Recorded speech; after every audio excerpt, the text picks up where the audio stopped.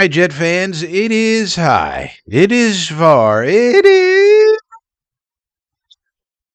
Wednesday, January 21st, 2026. We got some NFL news for you, and we got some Jet news for you. There's not a lot going on. But let's turn on the docket, shall we? We got this is the docket, Frankie Show docket, Wednesday, January 21st, 2026.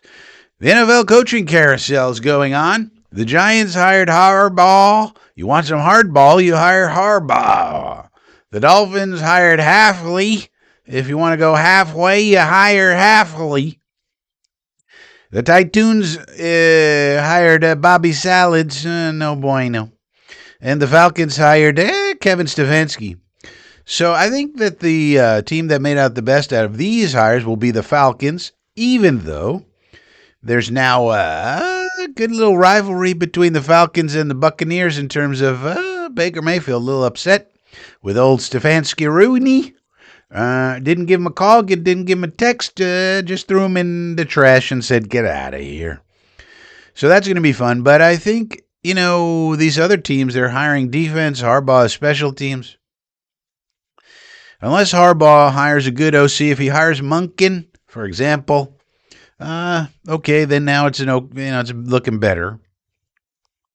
But just Harbaugh and give him $20 million a year and give him total say over the roster. I mean, this is a guy who inherited the best defense of all time, one of them, with the Ravens, plus had rookie Joe Flacco go to the playoffs, and then peak Flacco Super Bowl, and then had all those great defenses, and then toward the end of Flacco gets Lamar, and then after that wasn't good enough, got Derrick Henry, and still only won Super Bowl. So it's better than what we could say with the Jets, but I mean, still, for $20 million in total personnel, final say on personnel,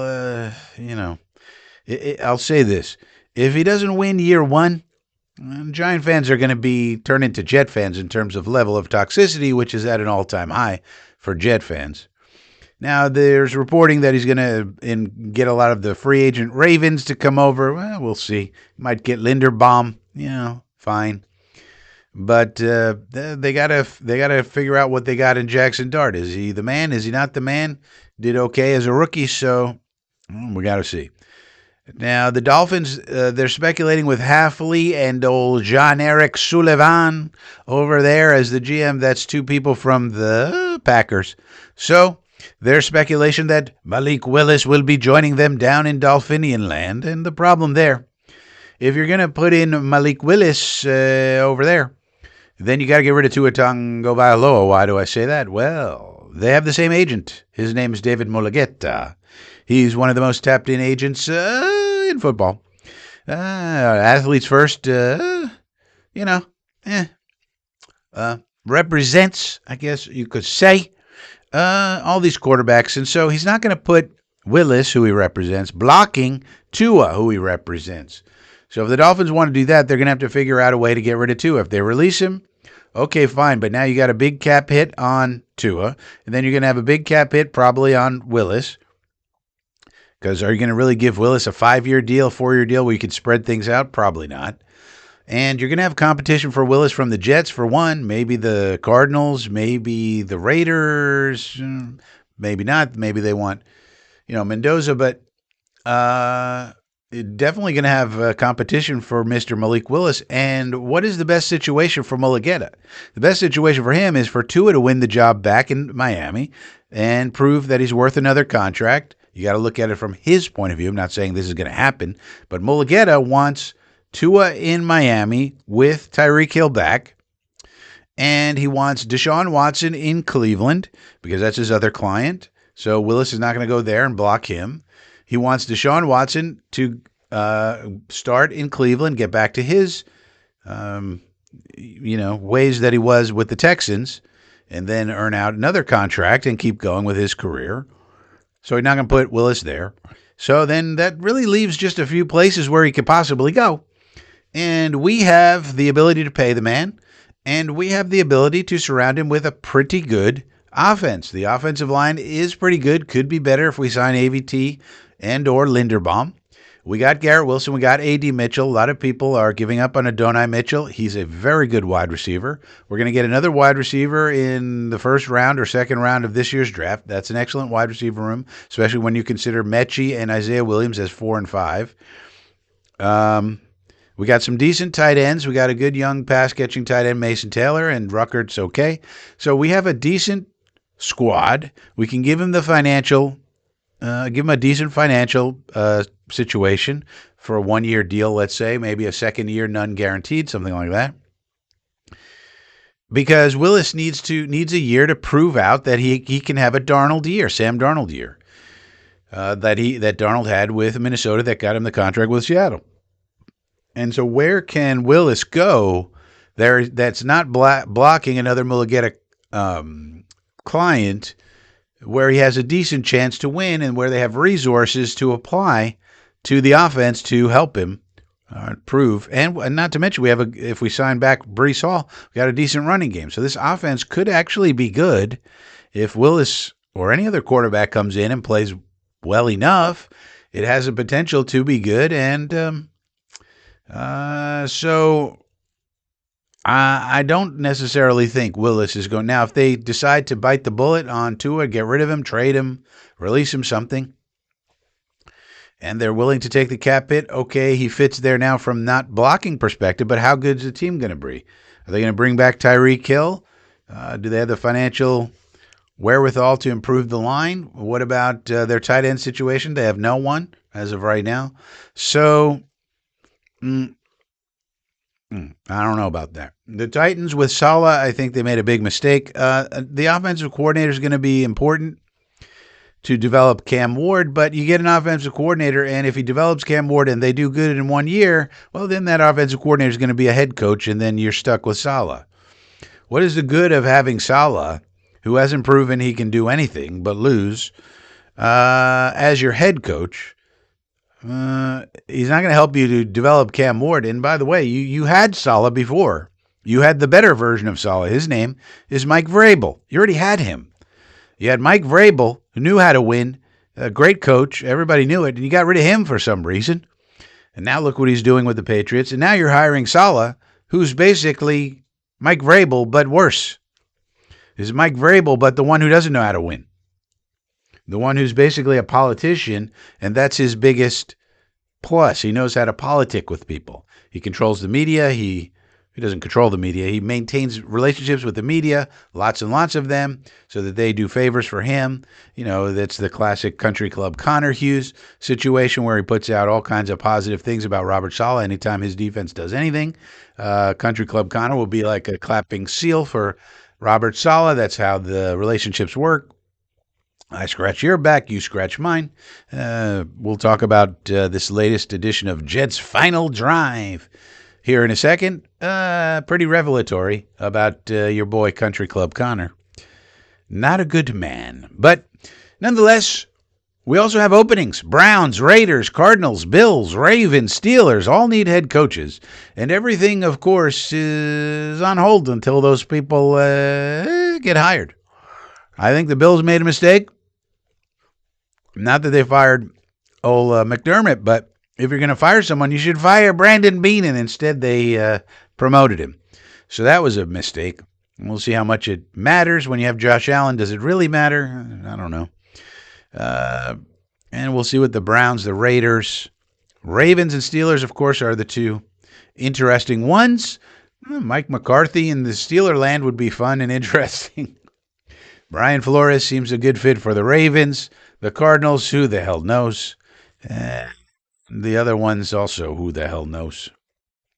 Looks like the Browns are going to hire the defensive coordinator, Schwartz, who's a great defensive coordinator. But again, you have the same problem. If you hit with the OC and the quarterback combo, then the OC leaves to become an HC, and now where are you? So we'll have to see how that all plays out. All right, number 2 on the old docket. What else do you have on the docket, Frankie? Country Club and Rosenblather. As you know, they have a podcast. It's called Jets Final Drive. I don't know why it's a final drive. Nobody knows. But, these two idiots talk, and one of the reasons you have to pay attention to them, I do anyway, is because they do have sources. They do talk to people. They are professional journalists. That is for sure. Now, they're also hacks and dicks and douchebags, and in Country Club's case, a narcissist. But that's all fine and good. But the fact of the matter is that these people are very thin-skinned, and when you criticize them, they block you on X like they blocked me. If you want to see me dunking on media people all day long, follow me on X at Flatbush Frankie. Why not? Open an account. I dunk on these people. It's funny. You laugh. I laugh. It's fun and funny. So, what did they have to say of relevance, Frankie? I don't want to watch their stupid podcast. Yeah, you don't have to. I did. According to Connor Hughes, we're definitely having a losing season next year. So, chin up, Jets fans. Country Club Connor wants you to know your team's going to suck for another year. And the reason he says that is he doesn't see a way to getting a really good quarterback. I think it's Malik Willis for us, but, even if we do get Malik Willis, is no sure thing, of course. He only has 6 starts in the NFL. He has looked really good as a Packer, but the sample size is too small to really feel good about it. But if you got a guy like Willis, and then you backed him up with a Mariota, who's much better than people think, but he gets injured all the time. That's the problem. And then maybe in the second round, you take a flyer on a Ty Simpson. Could be something. But the way to the team being good is really not that hard to imagine. Willis, what if Willis has first-round talent? Everybody knew that. He slipped to the third round because he needed to develop. He needed more reps. And people didn't think he was ready, so he went to the third round. All right. Well, now it's 4 years later. So has he developed enough in that Packer system there to become good? Well, no one would know, but it's a decent dice throw. And then if that fails, you back him up with Mariota. Maybe you could scratch out some wins there, because Mariota is better than people think if he could stay healthy. So there is a way to a winning season. Now, what about the defense? Well, first of all, that's the offense. I think it could be much better with a functional quarterback. That's the basics of that. Plus what we're going to add in the draft and free agency, especially if we get AVT back. What about the defensive coordinator position? Well, per Connor Hughes, the coaching agents know everything. So he's revealing to you it's all about the agents. You got to know about the agents. That's why I talked to you about Malik Willis and David Mulugeta, because the same thing holds true for the player agents as is true for the coaching agents. And per Connor, these coaching agents know everything about everything because they're negotiating. They have multiple clients, and the clients they don't have, their friends have. So they just call their friend, say, what's going on with this? Now, Connor said he called one of these agents, probably Mulugeta if I had to guess, or maybe Jeff Ulbricht's old agent. And the agent said that the Jets want to keep the search news in-house. They don't want any of the DC names leaking out, so they're trying to limit the information that goes out to the media. That's a little bit risky, but if you're losing as a team, the media is going to kill you no matter what you do. You could be talkative, you could be not talkative. So to me, you got to win, and then the media will at least be neutral. But then on top of that, I think it's good that the Jets are doing that. They should be trying to keep a tight ship. The problem there, though, is that once you start losing again, then people start worrying about their jobs. Then they start trying to create narratives in the media, like maybe put in a good word for me. Maybe I'm tell people I'm a hot candidate, Connor. The agent will say, my guy is a hot candidate, like Jeff Ulbrich. Connor Hughes lied to you and told you Jeff Ulbricht's a hot head coaching candidate. Everybody wants this guy, Jeff Ulbrich. Well, he got 0 head coaching interviews. So does anybody call out Connor Hughes for the bullshit that he sprays? Now, the problem is that sometimes he puts out good information, and sometimes he puts out bullshit that the agent wants out there, and it's hard for you to know which is which. And that's part of the game that these motherfuckers play, and that's part of the reason why FSPN is here. I think you should subscribe to this channel because we bring you information nobody else does. And so it would behoove you to click the subscribe button. If you want to support us financially, which I think you should, and when I say us, it's just me. I got no producers. I got no executive assistants. I got no butlers. I got no maids. I got nothing. I got this fucking web camera and this microphone. And that's about it. And this laptop over here. And so if you want to throw in $2 a month, you can join the inner circle. $2 a month. Why not? Maybe go to the upper level, $5. Because those people get even more exclusive information, scouting, like college quarterback scouting. Want to know their grades? Well, the inner circle members know. So click the join button if you want to do that. But this is what's the problem with these fuckheads who are media people. Now, he did say in his winding diatribe about, I'm a professional journalist, this isn't a hobby, everybody, that Wink Martindale is currently the favorite out of the group of 8, the ignominious 8. He did also say there were 2 major DC names who told the Jets no thank you for the interview. Now, I did tell you that.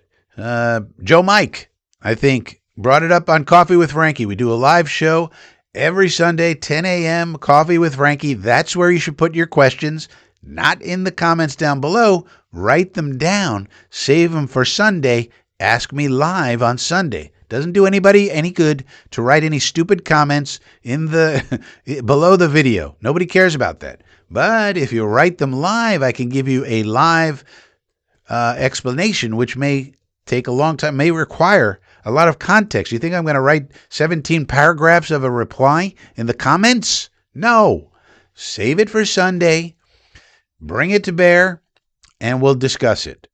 But I also told you that, yeah, people like Radio Raheem Morris and other high-profile DCs, maybe Chris Shula, people like that, they're not necessarily going to take the interview with the Jets. We got to crawl the fuck out of the ghetto of the NFL into the middle class before we can start being respectable. Which is reason number 2,000. You should be rooting for Aaron Glenn to develop into a really good coach, and that somehow we find a quarterback who knows his ass from his elbow and can at least be middle of the pack, and we can get an offense, and that then we figure out how to play defense. It's a lot of stuff. But I do think if it's Wink and he wants to do a 3-4, we could run a bare front very easily. This is probably a separate video, but a 3-4 with a bare front with Arvell Reese drafted makes a lot of sense, because then on your overhangs, you could have Arvell Reese and Willie McDonald, and your 3 in the middle are pretty good with Phillips and Briggs and Johnson. All right, now I don't know if Johnson can play that 3-eye, but maybe can. If not, then you just switch him out with Willie Mack, and you do half and half there, and you find one more defensive tackle. Not that difficult. We can find one at number 16 in the draft, Caden McDonald, for example. Now you have your front fixed. Sign Anzalone and Malcolm Rodriguez and Sherwood. There's your front line linebacker fixed, and sign a safety. That's not hard to do. You sign a safety for $8-9 million, a good one, and you draft your second one in the second round there, whether that's the kid from LSU or the kid from Oregon or one of these safeties. There's a bunch, and with that 44th pick, well, you can get one. So now how's the defense looking? You run it back with Stevens and A.Z. Thomas and Jarvis Brownlee as your cornerbacks. That's pretty good, not elite or anything. Now you have a front that can stop the run. You can go NASCAR package, with some other guys that you're going to have to sign as free agents. You could have a respectable defense pretty easily as long as you don't trade that number 2 pick, take Arvell Reese, get Wink Martindale, run a 3-4 bear front, which is actually 5 defensive linemen, but those 2 are overhang linebackers that you can bring, not bring, stunt, all this confusion and disguise, which is what Wink would want to do and what you need to do if you don't have elite personnel everywhere. And there you go. That's how you fix the team. Now, there's a lot of ifs in there, but can Malik Willis play good for more than 6 games? Do we get Martindale? Is that what he wants to do with the front? We don't know these questions, but it's not really out of the question that we could, have a respectable season, like an 8-9 win season. It's not out of the realm of possibility, I'm saying. And if it is Willis, the nice thing about Malik Willis, if it hits, he's 26. So it's not like you're running it back with Kirk Cousins or something and you got no future with the guy. He's a 26-year-old. So if he hits, extension, baby, 5-year extension, there's your QB. And then next year with all the first-round picks, you got a lot. I mean, what if Willis hit? The defense is, 20th instead of 31st, which is what we were in DVOA. So we go from 31 to 20. Okay, it's still not dominant or anything, but at least decent.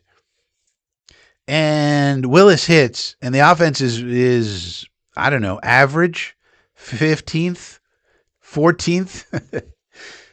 And can we win 9 games with that? And if you won 9 games and basically tripled your win total from year 1 to year 2, then I think Glenn is safe, Martindale's happy, Engstrand's in place, Willis gets an extension, and we roll. And we got 3 first-round picks in 27. So that's a lot of ifs in there. But what else are we going to, do we want to just give up like Country Club Connor says we should? Country Club Connor just basically said you shouldn't be a Jet fan anymore. In this because we don't have we can't get any quarterbacks, and we're definitely for sure having a losing season. And then if we have another losing season, like a bad losing season, like 3, 4, 5 wins, and if that happens, then Glenn's going to get fired, and then who's going to want this job, and where are we going to be? That's his vision of the future. I just gave you a different vision of the future. If you like my vision of the future, please subscribe to the channel. It's free. Click the subscribe button down below. Now, the other thing that these 2 losers said was Zach Rosenblatt said he believes, based on his reporting, that the O-line, tight end, and wide receiver coaches safe. And that's fine. I was thinking maybe we could get this Coach Ledyard from Atlanta, and maybe you could switch, because the O-line coach was a rookie O-line coach, but he did a nice job, obviously. But the tight end coach, Coach Blasco, I was thinking maybe we could switch the O-line coach over to tight end where he was before, Coach Hayden, and then get Coach Ledyard in here. He's a guy who got swept out with Raheem Morris down in Atlanta, and he's a well-known, well-regarded O-line coach. So I was thinking maybe we could steal him, get Coach Hayden with the linebackers, say bye-bye to Blasco, or if he wants to stay on as assistant linebacker coach or something, fine. Something like that I was hoping for. But according to Zach Rosenblatt,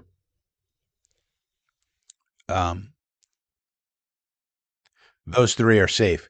He's trying to find out about Coach London. Everybody wants London to fall. London Bridge is falling down.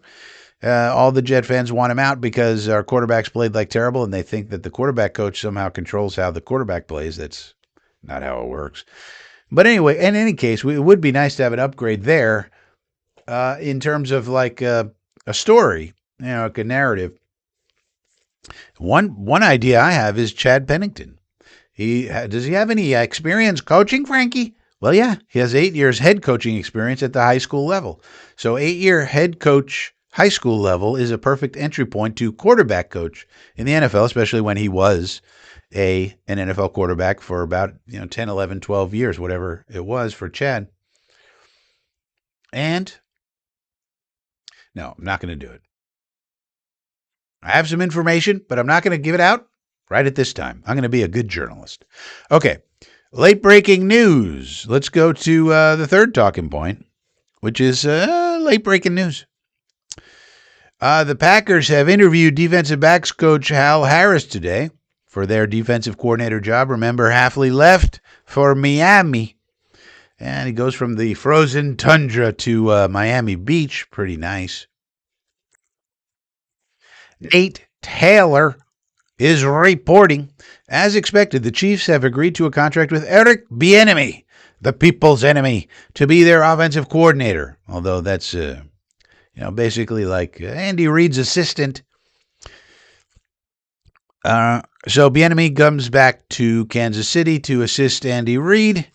I think it's just he knows Matt Nagy's leaving, so get his old pal back, I guess.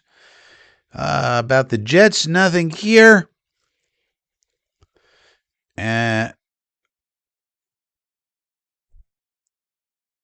Arroyo, so one of our candidates is being hired by the Jaguars. The Jets interviewed Matthew Arroyo, and I don't think he was a top candidate for us, but he's being hired by the Jaguarians.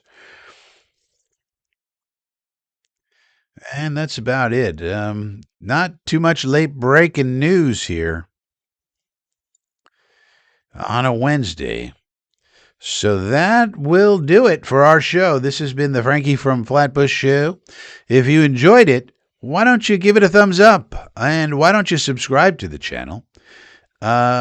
It's nice to subscribe. You become one of 1,000 or so subscribers. You're in a nice little club. I mean, if you want to be in an exclusive club, though, then you got to join the inner circle. $2 a month, $5 a month. Why not support old Frankie? I give you good information, don't I? I think I do. Click the join button down below.